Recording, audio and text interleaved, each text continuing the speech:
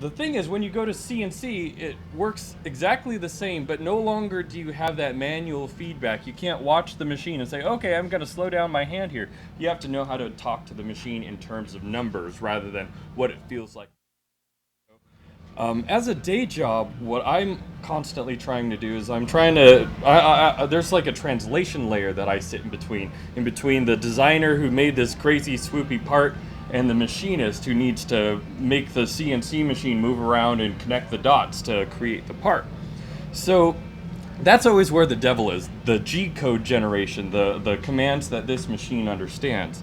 And what keeps me employed is the fact that every single machine, every CNC implementation speaks a slightly different dialect. CNC machines, while they're relatively standardized, they don't. There's each machine has different variables, different bells and whistles. So inevitably, you need to speak different codes and different syntax and different orders to get these machines to communicate.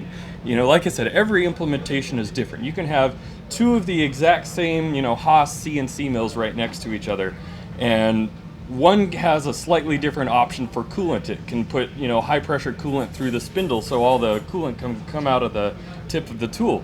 So, again, it requires, a different set of codes, a slightly different understanding of the logic and how to implement that. It's a crazy big stack of shit that you need to put on top of each other to, even begin to communicate with these machines. And that's where this machine came from. I was sitting here on a random Tuesday afternoon, like, I don't know, 3 years ago, and some guy's knocking on the door and he's holding the CNC machine in his arms. He's like, here, maybe you can figure this out. I have no idea what the hell I'm doing. So it just kind of sat on the shelf for a while because we poked at it and had a magic black box on the back. These machines are Max NC. Now they're made by Zytec, something like that, someplace out in Tucson or Phoenix. Really neat machine. It's been in production for the last 10 or 15 years, but they never updated the box here. It was DOS based and proprietary software, and when this machine came to me, it didn't have any of that software with it. It's like, here you go, figure out the magic black box. So the company wanted $150 just for this proprietary ancient software, and I said, all right, screw it, we're gonna figure this out. So with the magic black box, we had to figure out this parallel port and which pins needed to be on, active all the time, which ones individually actuated the stepper motors, which ones were feedback control for the limit switches. It's a big mess. So we did eventually reverse engineer the black box, but what we were using Max NC to speak to the black box. Was there a computer in the black box, or the black box is just the interface that you don't know where anything goes? That's a good question. So you'll see a lot of like desktop CNCs or MakerBots where the black box is all encompassed in one little shield that you just connect with USB. Now that's kind of the new way things are going. Not only you basically feed the G code to this machine in this magic black box, and it will interpret all the numbers, do all the motion control, because that's the magic that's going on in the background. Is the CNC control is different than the CNC interpreter. The magic black box right here, this is only an amplifier to be able to talk to these stepper motors and look at the limit switches. It does no G code interpretation here. All the math is being done on this box down here. So for about 80% of machines out there, they don't do local G-code interpretation. They usually have some other system dealing with that. But nowadays you see like Shapeokos or 3D printers where they all have everything contained on that one little chip.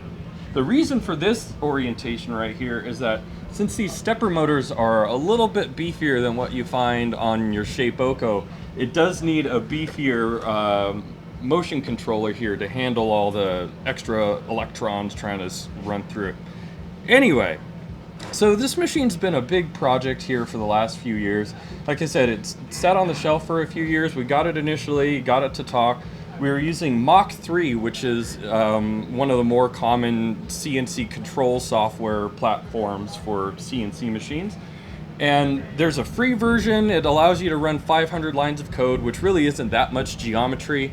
And we got the machine talking with Mach 3, but we didn't bite the bullet to pay for the the control software, and it was never really that useful. You know, we made it trace 3 lines, and great, that's about all it could do.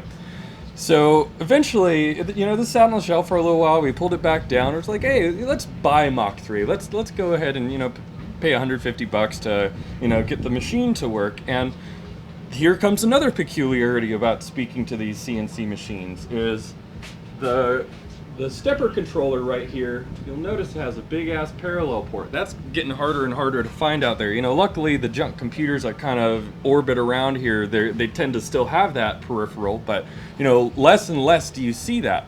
And the parallel port is essential to running this CNC machine rather than USB because of the speed that it's trying to communicate. So there's 2 pins on here, 2 pins on this parallel port to communicate with each one of these stepper motors. It just gives a step and direction command. Stepper motors are a little bit different than, you know, your standard DC motor because they have several hundred different windings. There's only 2 fields, and each field is offset from one another in 200 little places. And then there's a stator inside of here which has 200 notches to sort of match up with those fields. So every time this says, okay, make a step in one direction, it switches the fields completely inside these motors and just goes 1 notch over. So you do that fast enough, it seems like it's a consistent motion rotating all the way around. The big difference with stepper motors is that they're also at maximum power when they're holding. So that a little bit of a distinction with how they work. So as they're rotating, they're using less and less power, they emit less and less heat, and you know, I guess to put that all up in a nutshell, stepper motors are most powerful at 0 RPM when DC motors are most powerful at their maximum RPM. Kind of strange. So anyway, it looks like my box is here and talking. We'll get something up on the screen so I can show you why CNC machines are relevant and how to interact with them with G-code. So, yeah, just about everybody's grandpa or uncle was a machinist for Lockheed or McDonnell Douglas back in the day. And, you know, when we were manufacturing, you know, jet airplane parts back in the 60s, there were just hordes of these machines set up in all sorts of orientations because you can only make so complex of a cut when you're moving, you know, one individual axis at a time, you know, controlled by hand. So, you know, you'd have 50 different machines that were set up. You know, one would only, you know, drill 3 holes on a plate, and another one would make a big rounded part on the edges of the plate. So you can imagine it was a very stepwise, very intricate process to manufacture complex shapes before computers. So about 1975, CNC comes along and starts proliferating, and you know, while it's nice to have the machine do all the work, we were still coding the machines by hand. All the motions, like I said, they're sort of like Etch-a-Sketch motions. It's all connect the dots in XYZ space. The problem was computers weren't at a point where it could do all the calculations, all the trigonometry for you for making those complex motions. So, you know, even though back in the 70s we got the advent of CNC controls starting to proliferate everywhere, they were still massively complex to program because you'd have to trig out all the points on a chalkboard and, you know, make sure that all the dots connect in a certain range of tolerance. And if you miss one calculation, you miss a decimal point or a minus sign somewhere, and the machine lights on fire. So there's a big difference between when you tell the spindle 3,000 RPM or 30,000 RPM, right? These things are fantastically dumb. They do exactly what you tell them to, especially if you tell them to commit harakiri and commit suicide. Luckily, little machines like this, they're at a pretty low risk value, right? Like, if I just was a dum-dum and sent the cutting tool straight down into the bed here, it would probably just stall, right? It might make a mark if the tool was on, but it's not going to hurt too many things. The machine will probably be okay. It'll be a little sad and have a mark there on that nice precision surface, but you know, everybody walks away and, you know, it'll be okay. When you talk about industrial sized CNC machines that take up an area of the floor space that you guys are sitting on, suddenly they're different beasts. You know, you got 20 horsepower motors moving around several thousand pounds on the table, and they have a little bit of inertia when they get going, right? They're kind of hard to stop. You know, if this machine just slams up against the end stop, it'll be okay. A giant CNC machine with a 3,000 pound table slams against the end stop, you know, you're going to feel it. It's a seismic event. The whole building rattles when shit happens like that. You destroy a 1/2 inch end mill inside of a CNC machine, they go off like a grenade, right? Like, high-speed steel just turns into shrapnel rotating at whatever RPM the spindle was. It's bad news.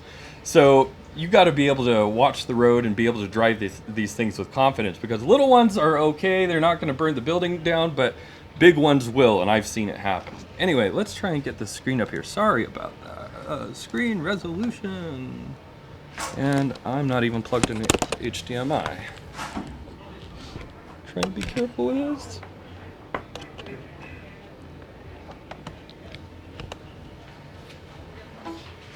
Oh.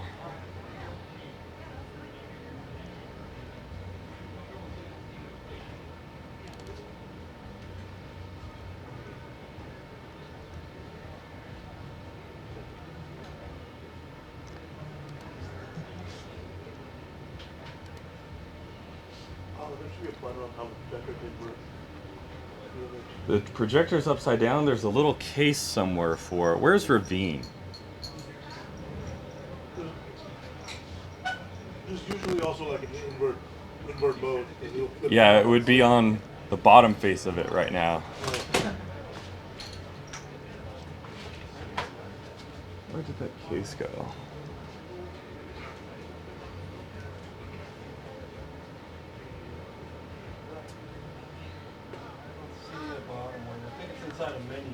Oh.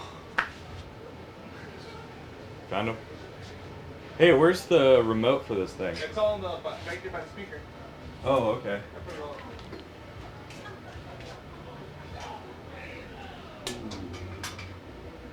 Why did it turn off? Power fall on the back.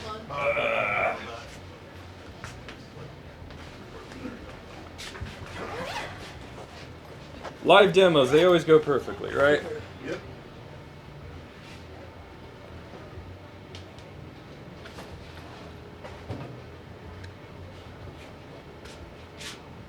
Did you just wedge the power cable back in there? Yeah, I did, but I think it's going down. That's flashing.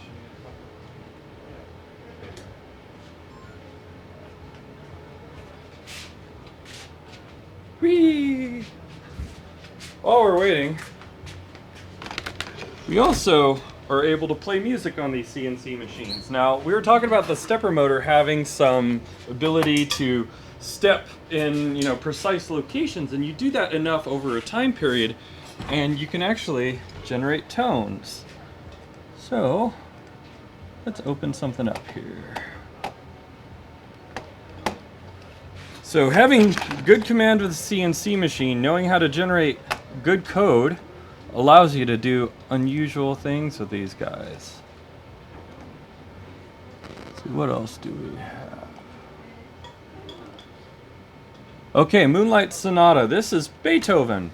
It was fun. We were sitting around the shop about a month ago when I first got this machine really up and going, and I made it walk around and play like the Tetris theme and I don't know, some other stupid like the Portal song or whatever. And Dana looks me right in the eye and goes, "Hey, I bet you can't get it to play Beethoven." Little curl rolls up my face and it's like, "What do you want?" Picked the most complex thing he could, of course. So let me just put this machine in a good location, not on the x-axis. Go a little faster. You hear the tones it's making, right? We just speed it up a little bit. Makes a different tone.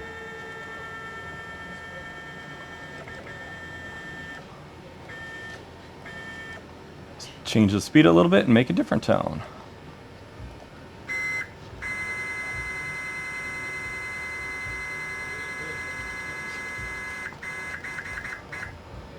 Cool. So let me set the home positions. This is at G54 I was talking about, which sets the 0 location of the machine. All the motions are counting from a 0 location, the G54 location. So now that we have reoriented the machine,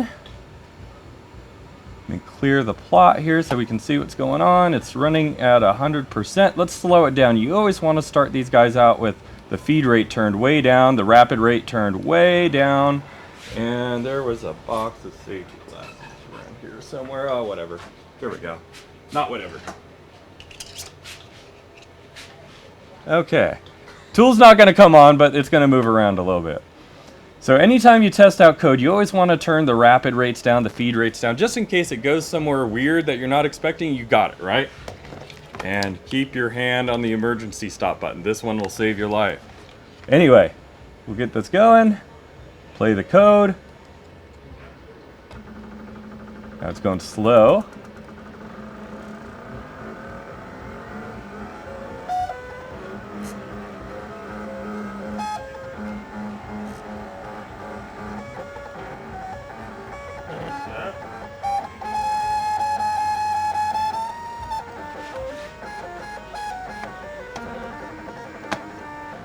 All right.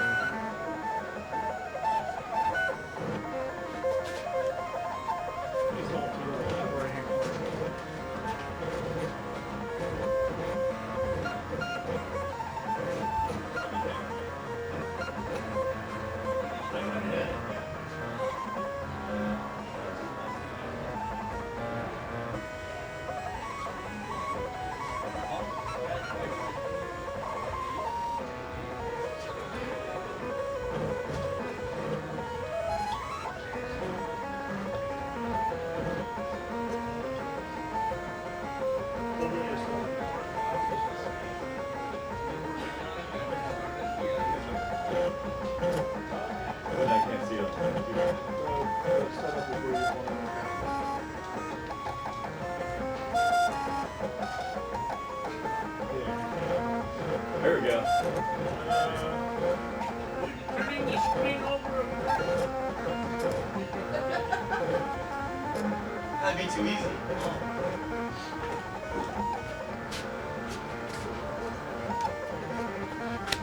Yay, okay. Emergency stop, I love it. Okay, we got the projectors, we got the screens, great. So why do we use these CNC machines? You know, we were talking about manually programming all the little motions on the machine, and you know, long tedious process. It's a terrible strain on the machinist's wrist. So nowadays, with more powerful computers and more powerful software, we can sort of integrate all of those technologies together to make our lives way easier to program code. So basically anything that's been manufactured, whether it's metal or, you know, the Tupperware that you carry around to work every day, you know, everything was pretty much boils down to being manufactured with a CNC machine or a manual metalworking machine, whether it's a mill or a lathe or whatever. So we produce so many things nowadays, and so few people are in tune with how to create things in either more manual processes or more automated processes, because like I said, just about everything we touch in our daily lives came from one of these machines at some point. So what we like to do is we'll just make some abstractions here. So assume this is a little part that we'd want to manufacture on a CNC machine. We'd have to tell the robot, like, okay, bring your tool in here and move around in a certain way to form this hole and for this slot and for all of this complex surface in here. And this is inside of SolidWorks. I use a tool called CamWorks to program all of that tool path. So SolidWorks is a really powerful 3D modeling program, and to be able to program the G code, all the computer paths, all the CNC paths to make the tool make this shape, it's really neat to be able to integrate everything all in one software environment here. So just let me fire up my CamWorks add-in. Nothing will really change, and I'll just glance over some of these details here. This is not what's really important, but what I'm trying to do is generate some tool path here. And there's a few different ways to do it. Let's see. I'll just go ahead and delete any previous information. So computers are starting to get to the point where they can automatically sense some of these features here. So there's a little automatic feature recognition tool that takes some of the busy work out of the process. Like normally what I would have to do is say, okay, where is the 0 location counting from? Okay, maybe the location is counting from the center of that hole. And then you'd have to say, okay, where is the cutter going to move from that hole? It's, like I said, a very tedious manual process, same exact way you would do it on these manual milling machines. The computer here can take a lot of that busy work out of it. It says, oh, okay, I see that there's 4 holes on this part, you know, there's 2 pockets on this part. And in those holes it says, oh, I already have some information about how I'm going to, you know, use cutter tools to make these holes. So the little red dotted lines are a rapid move. The machine's going as fast as it can to the next location. And these blue moves hidden inside here, that's feed moves. That's showing that the machine is making a controlled cut into the part. So without getting too bogged down in the details, there's lots of different ways that we can program this G-code, many different programs that allow you to program G-code, but all of them require a pretty extensive skill set put together to make sense of it all. And without getting too hung up on that point, we'll make some random G-code here. Maybe I want to, you know, cut the flat face of the top of this part. You know, that's the first way I'm going to approach this, right? First cut I'm going to make on just like a blank stock of steel or wood or plastic or whatever we're going to use here. So I'll make a new feature, say, oh, hey, I want to cut the face of this part right here. We're using feature-based toolpath definition here. And now I'm saying, how deep am I going to cut? We're only going to cut about 20 thousandths of an inch. Right there. And we can see on the model where that cut's going to go. So go ahead and pull out some tools for me, make a toolpath on the top face of this part, and what would we see when we run this code? We can see a little simulation of what a tool would look like going over that face. So that big yellow part, just imagine that's like the cutting head on this tool right here. So it would just make a little path on the top and, you know, cut out those faces. Same thing here, we can do that with these pockets that it's automatically found. I didn't have to do any of the work here. The computer can find all this information for me. So here it picks out some tools, decides what kind of tool path we'd want right in there. So the blue lines are where the machine is making controlled cuts through the part. And we can see what it would look like if we were running it on the CNC machine right here. That's still running the face drill, hold on. There we go. So this would only cut these little pocket sections right here.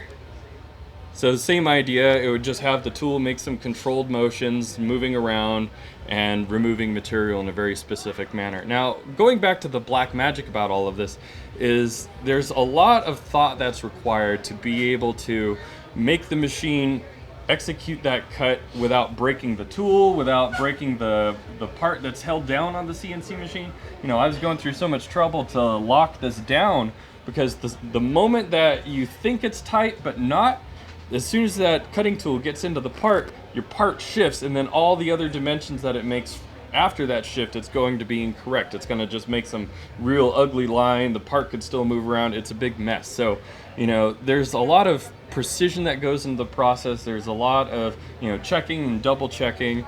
You know, like I said about G-code, you miss a single minus sign or a decimal place and everything goes to hell. Like, you have to be sure all those numbers are in the correct location to make these machines output correctly. So we'll take a look at some G-code here. So cutting out just these little pockets, this is the code that's required. And, you know, there's a little bit of messy code here in the beginning that's just setting some presets for the machine here. Move it a little to your right. There we go. Is that better? All right. And down here is where all the motion starts happening. All we're seeing are a bunch of XY motions, G1s, G2s, G3s. That's motion commands. So if you take out some of the G1 commands and just look at the XYs here, that will give you an idea of where the toolpath is tracing out on this part. So I always tell people that the only way you can understand CNC machines in an effective manner is knowing how to read G-code. It's not so bad because there's so many dialects, because then you only need to know about, you know, maybe a handful of essential G-codes, And then everything else, you know, it's fill in the blanks. You know, every machine has different dialects, different ways it likes to handle the white space. But breaking it down into the simplest format, there's a few commands at the beginning and the end of a program, and most of it's just connect the dot, X, Y, Z motions. To get you to further explain the coordinate system on these machines, there's something called the right hand rule. You stick out your right hand like this and stick out your thumb to the right, your index finger away from you, and your middle finger up. That's called the right hand rule. This will show you the typical X, Y, Z coordinates on most machines. X is usually along the long axis, Y is usually along the short axis, and Z is usually perpendicular to the spindle right here, the cutting tool, the rotating part. So X, Y, Z, and my fingers are pointing in the positive direction. So every move going X positive is a positive move, but really the table is moving in the negative direction. It's all in relation to the part here. So X positive goes this way, but the table moves this way. It's a little confusing, but that's how to make sense of this G-code here in a nutshell. Now, we have some tools available online that are easy, that allow you very simple G-code programming. This is a very complex, expensive tool, which, you know, I'm admittedly spoiled on, but you know, like I said, the hardest part about running these machines is being able to speak G-code fluently to this, because if you don't understand the G-code being input in your machine, you have no idea how the machine's going to react. You don't have that high-level control that you absolutely must have on these machines. You know, every single line, you need to know exactly where that machine's going. That's not to say that you have to read every single line, but you have to understand, you know, if there's like a stray minus sign, that's where it doesn't belong. You just have to be able to read it at a glance and just have a general idea of where that tool is going. So let's do some live programming here. I have to say no, go away. All right, so we'll make a new part. So this is using SolidWorks and CamWorks together here to first make a 3D representation of what we want to cut. We'll execute some G-code and get it to run on this machine. So first I need to make a representation of this part here. What is it? 3 by 5 or so. So SolidWorks is a real powerful sketch-based parametric modeling program. It allows me to just make some quick little drawings, you know, give it some dimensions, and then I have to relate all of these sketches to one another. This instance, let me go ahead and rotate so I'm looking down on that plane. I'll just make a random box and give it some dimensions. We said, what was it, 3 inches by 5 inches? Oh, there we go. So 3 inches by 5 inches. Okay, so quick little representation of this part. And how thick is it? About 1/2 inch thick. Not that this really matters.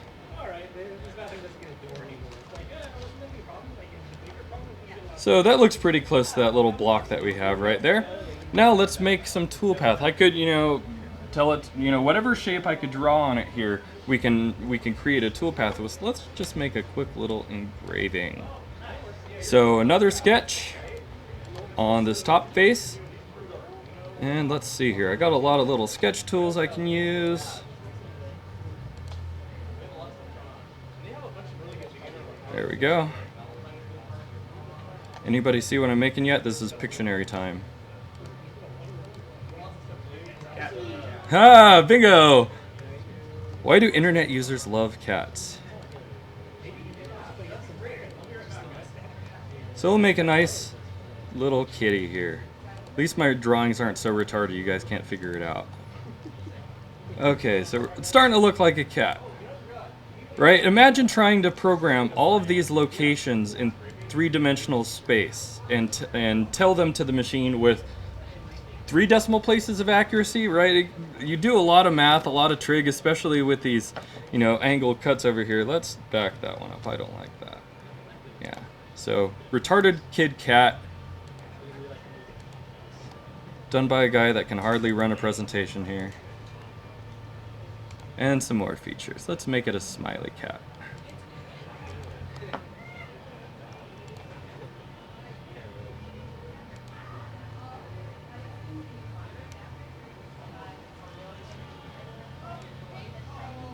Oh, look at that. Neat little trick I just learned right now. Anybody see what I'm doing yet? Any SolidWorks users in the crowd? All right, cool. How do you like SolidWorks? I like it. You use it every day? Yeah. What do you do for a living? Mechanical engineer. Oh, awesome. Okay, so we have a pretty little kitty. Yay! Okay. So, are we done? Yes. Now, we're talking about where do we call out the 0 location in 3-dimensional space, because that's crucial to get this code in the proper format for this machine. Now, where I set the 0 point is kind of up to me, but there's a couple of I don't know, standard practices that are good to keep in mind. Now, I just sort of arbitrarily placed this part down on the table here, but typically I would have spent a lot of time, you know, making sure it's flat and true and straight, but we can skip all that. We don't really need all of that for this demonstration. What we do need is to say, hey, are all my 0 locations coming from this corner or from the top or from the bottom? Usually you want to have your 0 locations somewhere on the top, whether it's the top middle of the part. In the back corner is usually the preferred method, because that's usually the corner that's butted up against solid vice jaws that are never going to move. But in this instance, we'll just eyeball the center here, and hopefully this thing can cut in the center. So that'll be interesting. Pretty close on size here, and I don't want to destroy the machine, but I think we're good. So now I need to call out where all this code is coming from. Actually, let me program this real quick. This only takes a moment. So here I'm saying this is the top direction that we're going to make this feature from. I need to declare an engrave feature, and I believe that is my sketch right there. Okay, so here it's showing me how deep I'm going to cut. I only want to go about 50 thousandths of an inch. So this is still a pretty good representation of what that part will end up looking like. Okay, so now I have an engrave feature. I'll go ahead and give this some programming. So how big is this tool? It's about 100 thousandths of an inch, 0.1. So, okay, we're still looking good. That's about the size of everything. Now, how fast are we going to make this cut? I'll control the RPM and the speed by hand, but I need to control the feed rate here. That's the most important parameter of, you know, how fast we're going to engage this cut. I like 20 inches a minute. That's nice and controlled. This about the top edge of this machine's speed rate. And I'll make sure that when it's moving on the Z-axis, it's going at 10 inches a minute, a little bit slower. Okay, and what else do I need to know about this? I think we're good.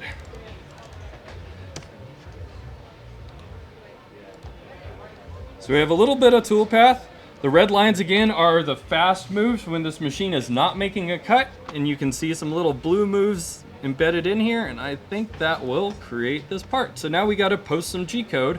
Where are we locating the position of all of this code from? Right now it's at this top back corner, like I said, the preferred method, but in this instance we need to change that around here. So we want to say from the top center of this part. That's the location that we want to cut everything from. Okay. Why are you doing it that way? So since my corner here is sort of buried and I don't want to spend a lot of time indicating that, I'm just going to eyeball center and see how this works. So I'm thinking this is probably going to cut off the top edge. I just kind of made a guess. That's about 2.5 inches. So I'll try and keep this part located on the material here, but we'll see. So now's the tricky part for locating the machine. Come back over to Linux CNC. Actually, before I do that, I need to get code out. So we moved the position around, XYZ centers here, and now we need to post out G-code. So we could audit it line by line if we need to.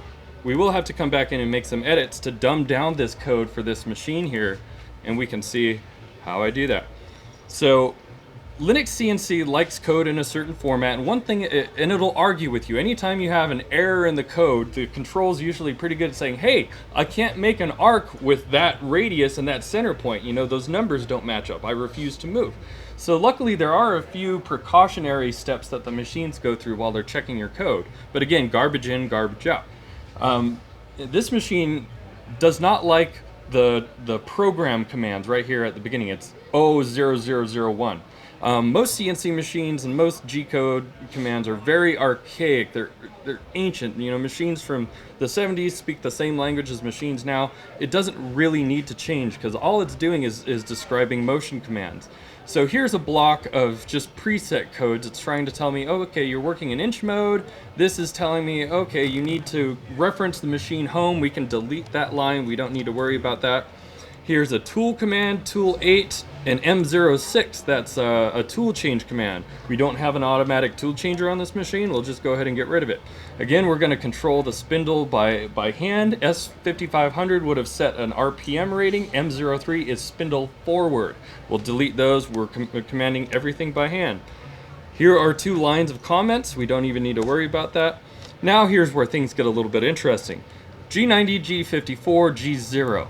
So G90 is absolute positioning. It's just changing its counting method. G54, that's our home location. G0, that's a rapid move, telling the machine to go whatever, as fast as its settings will allow it to. So we start to get XY commands. So the first move is going to go X negative 1.7, Y negative 3594. So I expect the first move to be about here. And we'll see that as it goes along. Now here's another line that could trip up this machine.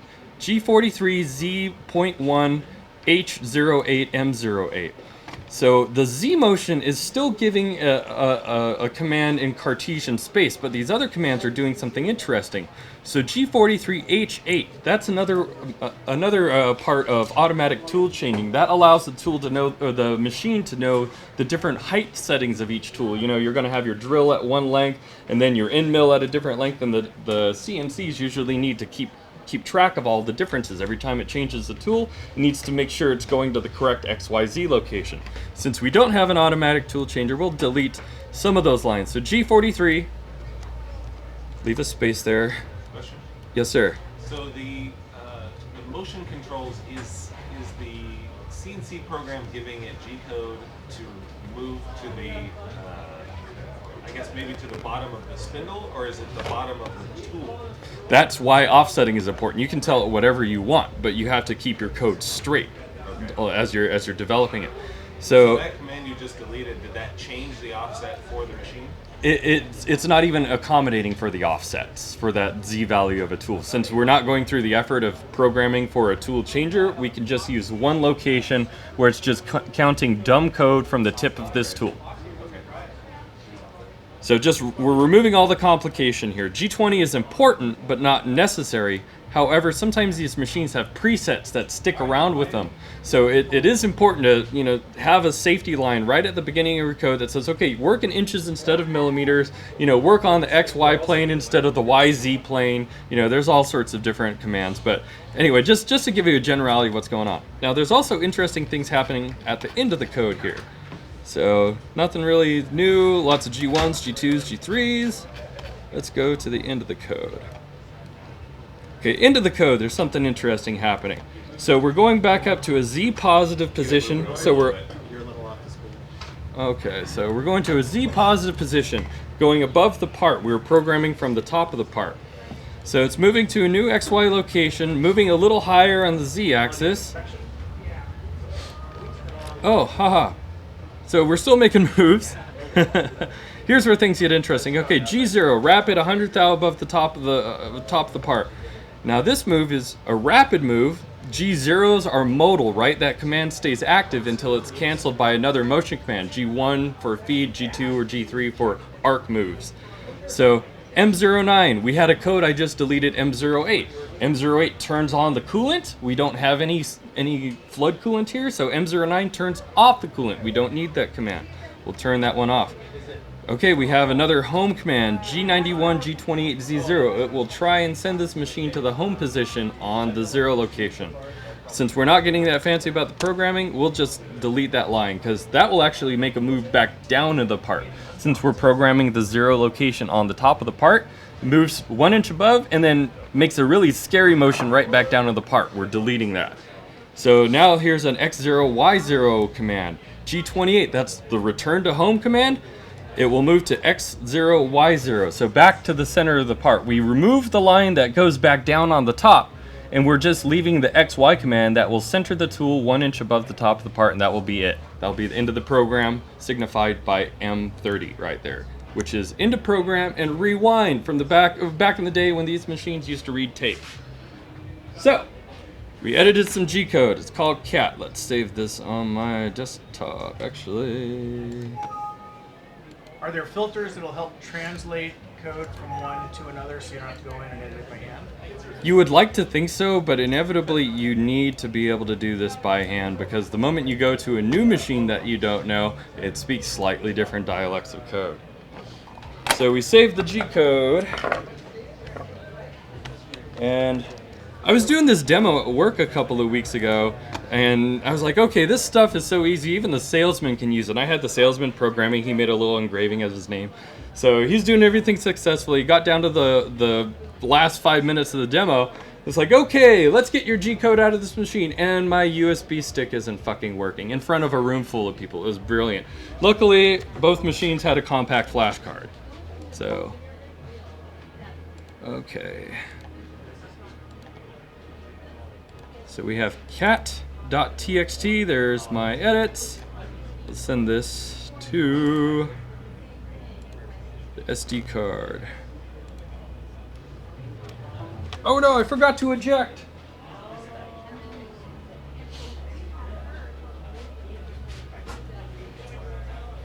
Okay, so now we need to read this code on this machine over here. And sorry, my brain has a hard time switching back and forth between Linux and the Windows. Thanks for failing to mount. Here's cats.txt. Don't mind the dick butts. Cat.txt. Here it's playing Moonlight Sonata, and we want to open on the desktop text file named cat.txt. Hey, there's that kitty that we just made.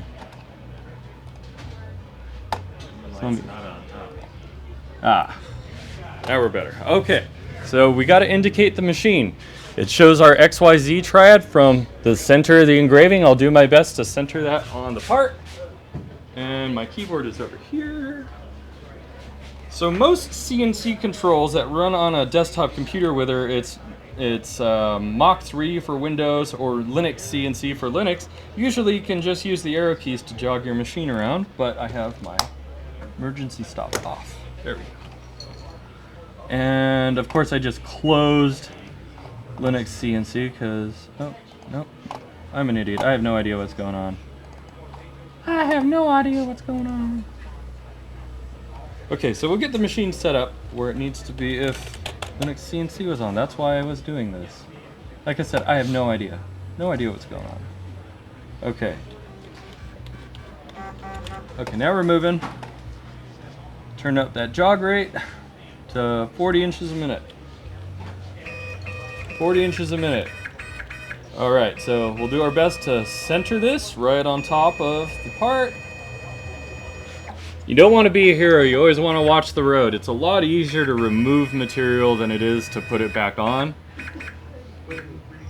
And all the process that I've been going through here, right? I took a lot of time to set this up and get it straight, and the last thing you want to do is just jam the tool into the part and break your tool off and have to start all over again. So just take your time. When you get close, sneak up to it, wherever you want to end up being.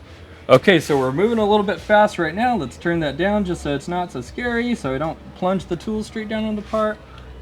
And we said we wanted to be back on the y-axis just a little bit.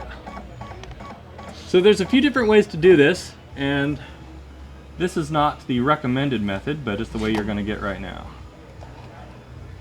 So we're on top of the part, yes. Home that axis, yes. Home that axis, yes. We don't need to look at you anymore.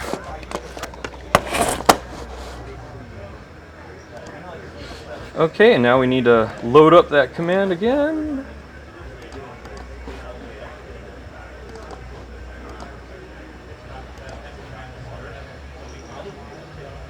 cat.txt and let me clear that live plot so we can see what we're doing.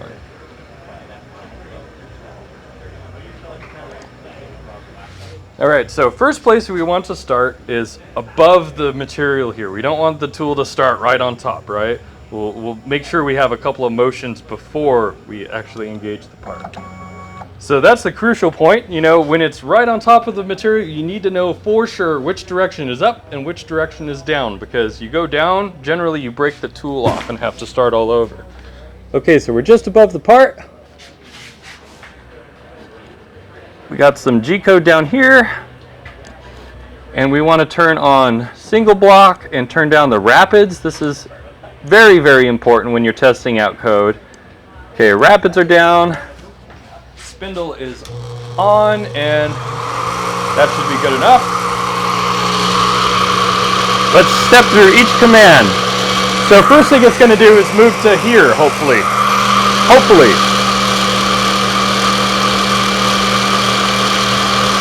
Ah, so far so good. We can even watch it on the screen. Where are you going to end up?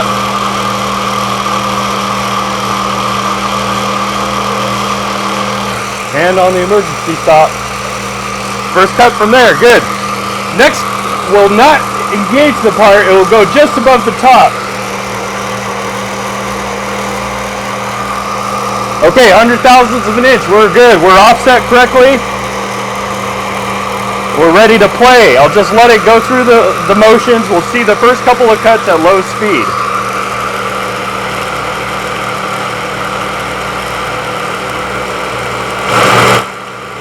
All right, we like that. It's cutting okay. Let's turn it up a little bit.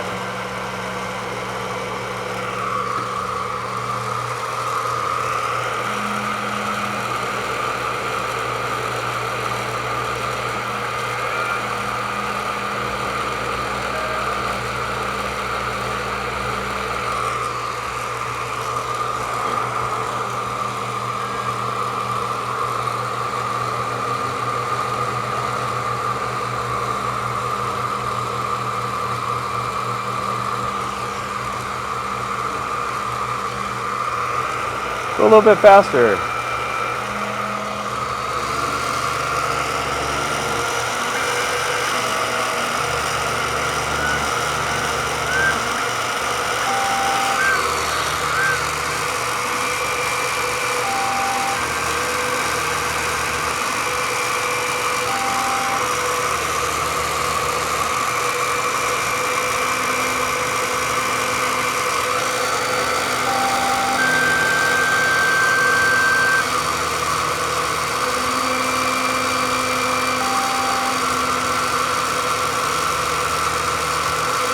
Come back home.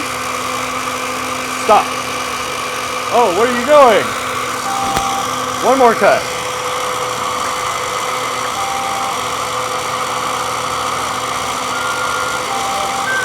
I think it's doing it again. Interesting.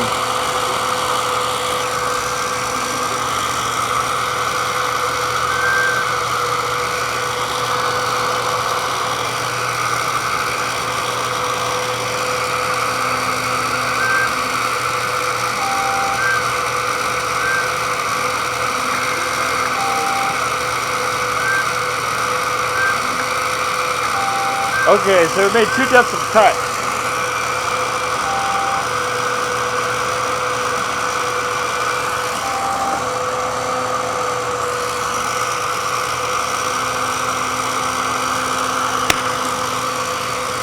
We'll just stop it right there. That's enough.